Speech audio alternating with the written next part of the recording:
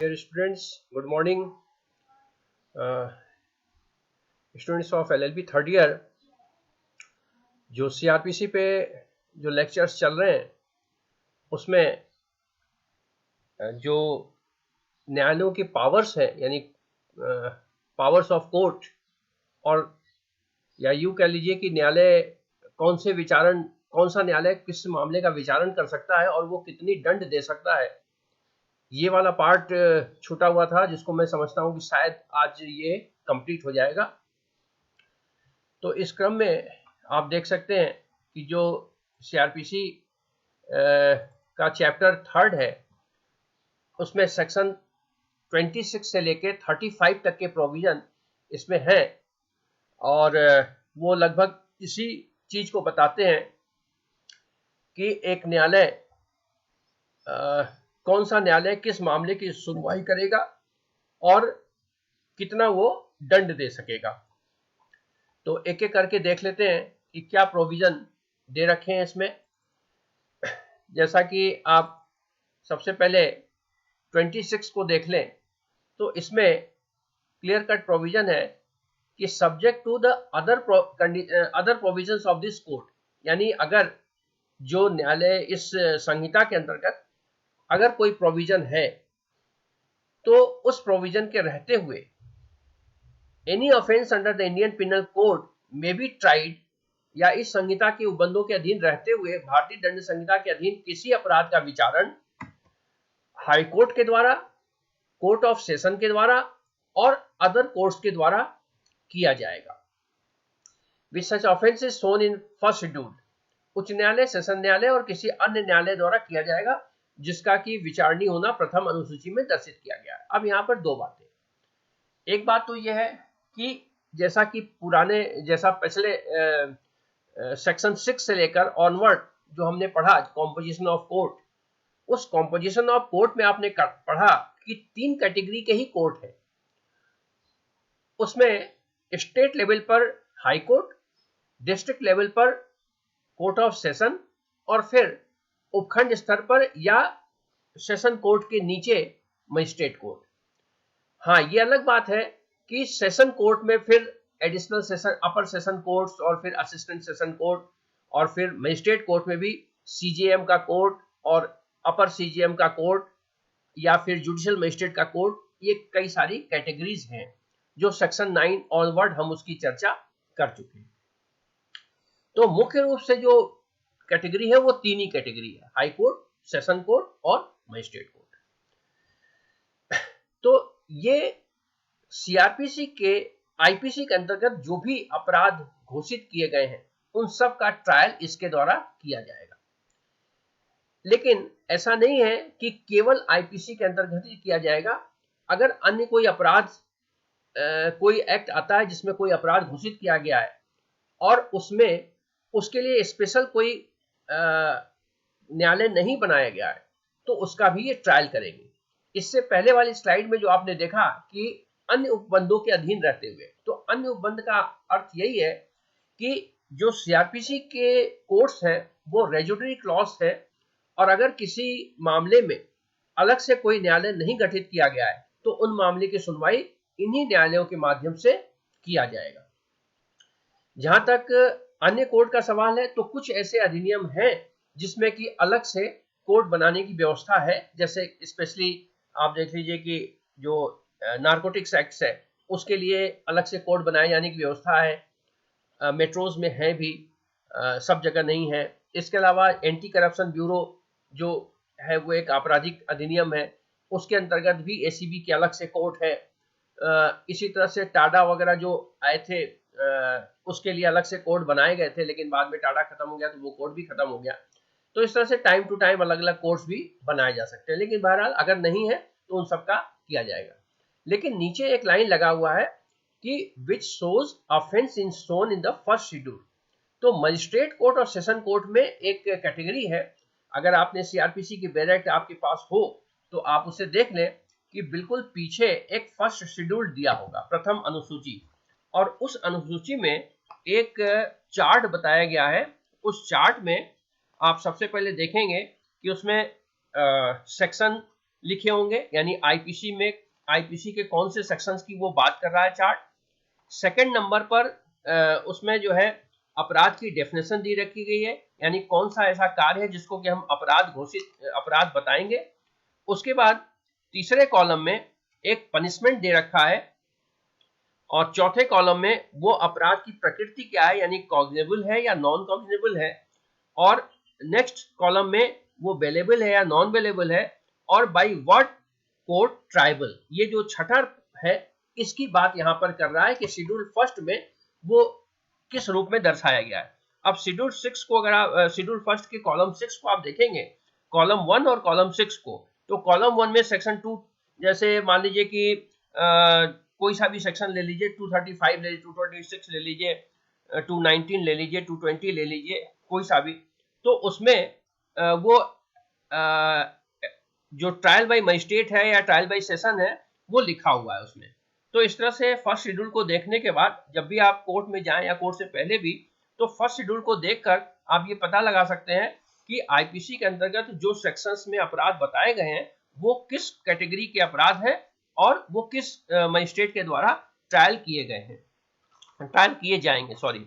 ये सबसे पहले उसमें 109 लिखा हुआ है, और उसमें court by which offence abetted is tribal, इस तरह से लिखा हुआ है। और इसके बाद उच्च न्यायालय 109 के सामने ये उच्च न्यायालय द्वारा ट्राइबल है, इसी तरह से यथोक्त वगैरह सब लिखा हुआ है उच्च न्यायालय। इसके लिए शेड्यूल पे फिर अलग से चर्चा करेंगे, जब ये सीआरपीसी का प्रोविजन बता देंगे तो एक बार शेड्यूल पे चर्चा करेंगे इसके हर कॉलम का क्या अर्थ है और उसका क्या इंटरप्रिटेशन किया जाएगा। तो फिलहाल तो यहाँ पर जो ये लिखा हुआ है कि any other court offence is shown in first schedule, तो ये आप प्रथम शेड्यूल में देख सकेंगे कि कौन से सेक्शन का अपराध है, किस तरह के न्यायालय के द्वारा ये ट्राइबल किया जाएगा। तो मैं समझता हूँ ये चीजें आपको समझ में आ गई होंगी कि 3 तरह के न्यायालय के द्वारा ये ट्रायल किए जाएंगे। ठीक है, अब इसके बाद आते हैं, इसमें एक प्रोविजो लगा हुआ है। प्रोविजो क्या कहता है? प्रोविजो ये कहता है कि कुछ सेक्शंस इसमें दे रखे हैं, और अगर आपको आईपीसी का ध्यान हो तो बेसिकली आप देखेंगे ये सारे सेक्शंस वही हैं जो कि women related offence related to women है, और स्पेशली रेप से रिलेटेड है। और जो एक ये दिल्ली वाला कांड हुआ था उसके बाद जो एक्ट में अमेंडमेंट किया गया उसमें फिर एबीसीडी काफी सारे सेक्शंस जोड़ दिए गए। तो अगर इससे रिलेटेड है, यानी 376 376 ये एबीसीडी आप पढ़ लीजिएगा, इससे रिलेटेड अगर कोई केस है तो उसमें ये कहा गया है कि प्रिसाइडिंग ऑफिसर जो है वो वुमेन होना जरूरी है। ठीक है, तो ये एक अमेंडमेंट के माध्यम से हुआ था। तो आज की तारीख में ये जरूरी है कि अगर कोई 376 या उससे रिलेटेड कोई केस है तो उसमें जो प्रिसाइडिंग ऑफिसर होगा सेशन कोर्ट का वो महिला ही होना चाहिए। इसके बाद इसी का बी पार्ट है कि any offence under any other law shall when any court is mentioned in this behalf in such law by tried by such court and when no court is so mentioned may be tried. जो अभी थोड़ी देर पहले मैं चर्चा कर रहा था कि अगर कोई अधिनियम बना है और उस अधिनियम में न्यायालय का जिक्र है जब तो उस न्यायालय के द्वारा किया जाएगा, लेकिन अगर कोई जिक्र नहीं है तो फिर इन्हीं न्यायालयों के द्वारा, यानी उच्च न्यायालय, सेशन न्यायालय और मजिस्ट्रेट न्यायालय के द्वारा ही उसका ट्रायल किया जाएगा। डिपेंड करता है कि उसमें सजा कितनी मुकर्रर की गई है। जितनी सजा उसमें मुकर्रर की गई है उस कैपेसिटी के हिसाब से वो कोर्ट उसका ट्रायल करेगा। अब सजा के आधार पर क्या कैटेगराइजेशन है ये हम आगे की स्लाइड्स में देखेंगे।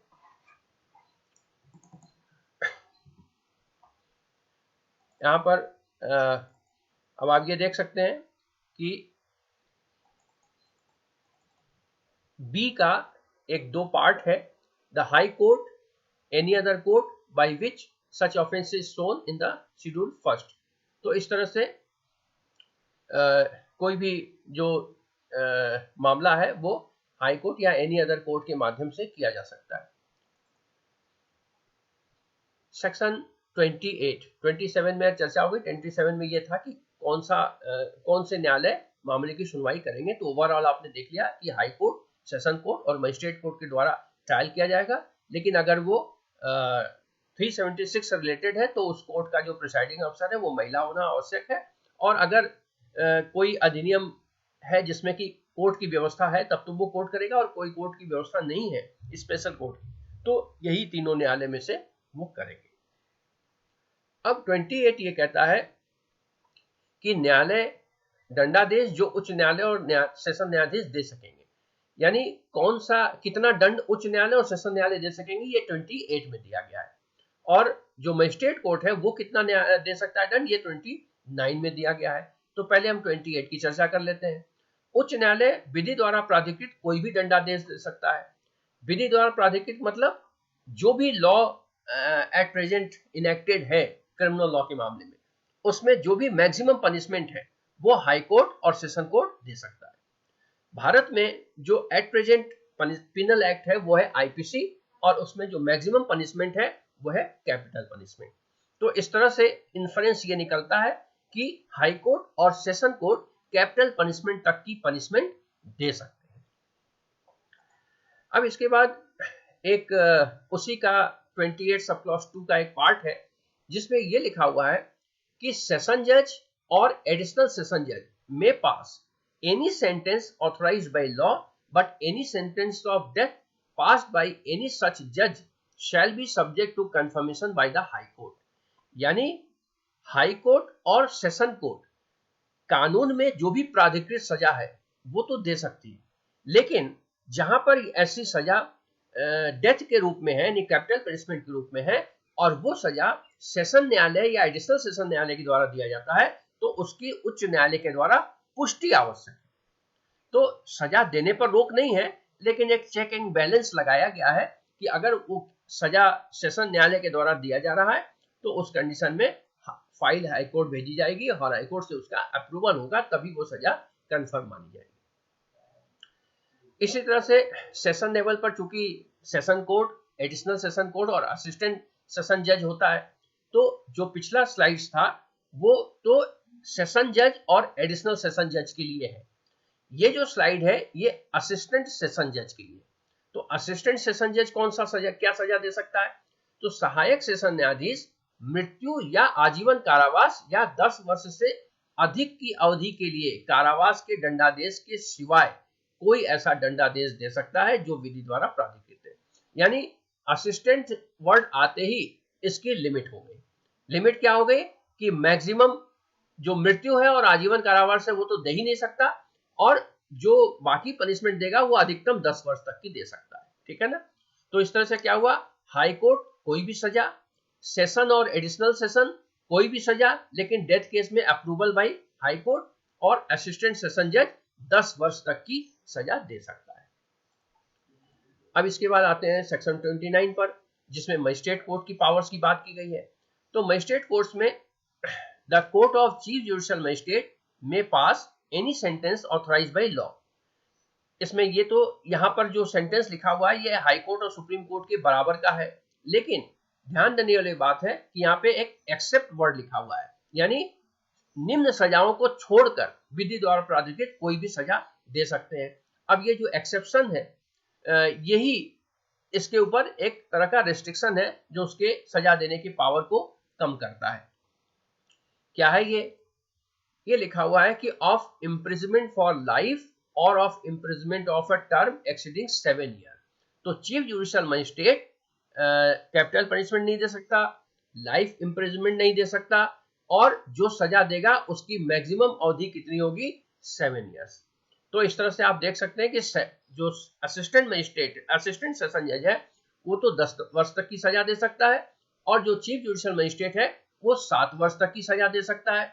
और इसके बाद आता है नंबर अदर मजिस्ट्रेट्स का।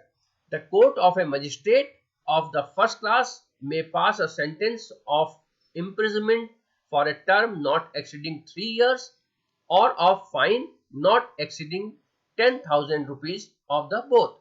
यानी प्रथम वर्ग का न्यायालय अगर है तो वो 3 वर्ष तक की सजा और 10 वर्ष तक का जुर्माना कर सकता है। और इसी तरह से अगर सेकेंड क्लास मजिस्ट्रेट है तो वो क्या करेगा, 1 वर्ष तक की सजा और 5,000 रुपए तक का जुर्माना दे सकता है। तो अब आप देखिए हायरार्की क्या बन गई कि जो सबसे छोटा मजिस्ट्रेट है यानी सेकेंड क्लास मजिस्ट्रेट है वो 1 वर्ष की सजा और 5,000 का जुर्माना, उससे ऊपर फर्स्ट क्लास का जो मजिस्ट्रेट है वो 3 वर्ष की सजा और 10,000 तक का जुर्माना, उससे ऊपर चीफ जुडिशियल मजिस्ट्रेट है तो वो 7 वर्ष तक की सजा, उससे ऊपर असिस्टेंट जज है, असिस्टेंट सेशन जज है तो 10 वर्ष तक की सजा, उससे ऊपर एडिशनल सेशन जज और सेशन जज है तो वो कोई भी सजा दे सकते हैं, लेकिन डेथ केस में हाई कोर्ट से अप्रूवल लेना जरूरी है, और उसके बाद सबसे ऊपर हाई कोर्ट वो कोई भी सजा दे सकता है। तो इस तरह से एक हायरार्की बताई गई है सीआरपीसी में, और उसी हायरार्की के अकॉर्डिंग सजाएं दी जाती है, और इसी सजा के आधार पर ट्रायल भी होता है। कौन सा मजिस्ट्रेट कितना ट्रायल, किस केस का ट्रायल करेगा, ये डिपेंड करता है कि उसको सजा देने की पावर कितनी है।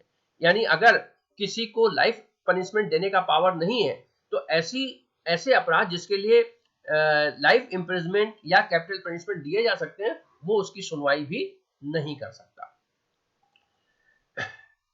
यहाँ पर मुख्य न्यायिक मजिस्ट्रेट, चूंकि कॉम्पोजिशन ऑफ कोर्ट में मेट्रोपॉलिटन कोर्ट की भी चर्चा की गई थी तो इसलिए उसकी भी यहाँ पर 29 सब क्लॉज 3 में दे रखा है कि जो मुख्य न्यायिक मजिस्ट्रेट है उसका जो पावर है वो चीफ जुडिशियल मजिस्ट्रेट के बराबर होगा, और महानगर मजिस्ट्रेट जो है उसको फर्स्ट क्लास मजिस्ट्रेट की शक्तियां होंगी। ठीक है, तो इससे महानगर मजिस्ट्रेट कितनी सजा दे सकता है ये आप टैली कर सकते हैं। चीफ जुडिशियल मजिस्ट्रेट जितनी सजा दे सकता है उतना ही चीफ मेट्रोपॉलिटन मजिस्ट्रेट दे सकता है, और फर्स्ट क्लास मजिस्ट्रेट जितनी सजा दे सकता है उतना ही ये जो महानगर मजिस्ट्रेट है वो दे सकता है।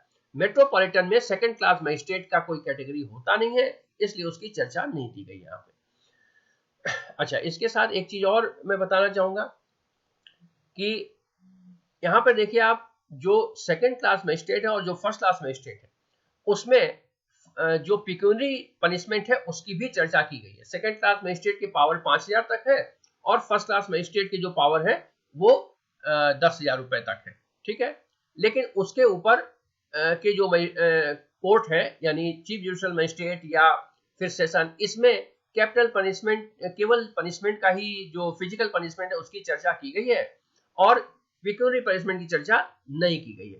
कारण क्या है, यह आपके दिमाग में निश्चित तौर पर क्वेश्चन आना चाहिए। वजह यह है कि जब आप सीआरपीसी का एनालिसिस करेंगे शेड्यूल फर्स्ट का, तो आप देखेंगे कि कुछ केसेस समनीय होते हैं, ठीक है, और कुछ केसेस गैर समनीय होते हैं। अब समनीय केस क्या है और गैर समनीय केस क्या है, इसके लिए आपको डेफिनेशन पार्ट देखना पड़ेगा। ठीक है, कंपाउंडेबल एंड नॉन कंपाउंडेबल। तो निश्चित तौर पर मुझे उम्मीद है कि आप डेफिनेशन पार्ट से कंपाउंडेबल और नॉन कंपाउंडेबल देखेंगे। हालांकि मैंने सीआरपीसी जब शुरू किया तो डेफिनेशन पार्ट मैंने चर्चा नहीं की है, पूरी सीआरपीसी के बाद इसकी चर्चा कर लेंगे। फिलहाल कंपाउंडेबल वह है जो दोनों पार्टी मिलकर उस केस को समाप्त कर सकते हैं, और नॉन कंपाउंडेबल वह है जिसकी समाप्ति नहीं की जा सकती। तो चूंकि जो हीनियस क्राइम होते हैं या गंभीर प्रकृति के अपराध होते हैं वो नॉन कंपाउंडेबल होते हैं, इसलिए उसमें किसी भी हालत में उसमें अगर विक्टिम है, विक्टिम अगर माफ भी कर दे तो सरकार माफ नहीं करती है, क्योंकि आपराधिक मामलों में हमेशा एक पक्ष सरकार होती है। तो ऐसे मामले जिसमें विक्टिम के क्षमा करने पर उस अपराध की समाप्ति की जा सकती है उसमें, या पेटी ऑफेंसेस में जिससे समाज को बहुत ज्यादा नुकसान नहीं होता है, वहां पर पिक्यूनरी पनिशमेंट भी लगाए जा सकते हैं। जैसे एक मामला अक्सर आपको ध्यान होगा कि जब भी मोटर व्हीकल एक्ट के अंतर्गत आप कोई गाड़ी चलाते हैं तो अक्सर पुलिस वाले चालान करते हैं, ठीक है ना, और चालान करते हैं और आप कोर्ट में आरसी वगैरह जब्त कर लेते हैं, फिर आप न्यायालय से जाते हैं छुड़वाते हैं। तो वहां पर न्यायालय क्या करता है, वहां पर केवल फिजिकल पनिशमेंट नहीं देता है बल्कि वो पिक्यूनरी पनिशमेंट देता है, 100, 150, 200, 500 रुपए का जुर्माना करता है, और आप उस जुर्माने को अदा करके आप चले आते हैं अपनी आरसी लेकर। इसका मतलब क्या है कि आपने सजा भुगत ली। लेकिन इसमें दूसरा कारण यह हो सकता है एक और, कि अगर आर्थिक दंड लगाया गया है और आर्थिक दंड जिसके ऊपर लगाया गया वो चुकता नहीं करता या नहीं देना चाहता है, तो उसका फिर क्या रिजल्ट होगा। तो मैं सोचा था कि आज इसको कंप्लीट कर दूंगा, लेकिन लगभग 20 मिनट होने वाले हैं तो वीडियो बहुत लंबा हो जाएगा। मुझे उम्मीद है कि जो बाकी के सेक्शंस हैं 30, 31 ऑनवर्ड, ये आप थोड़ा देख लेंगे बेयर से, और इसकी चर्चा हम कल करेंगे। Okay, all the best, thank you.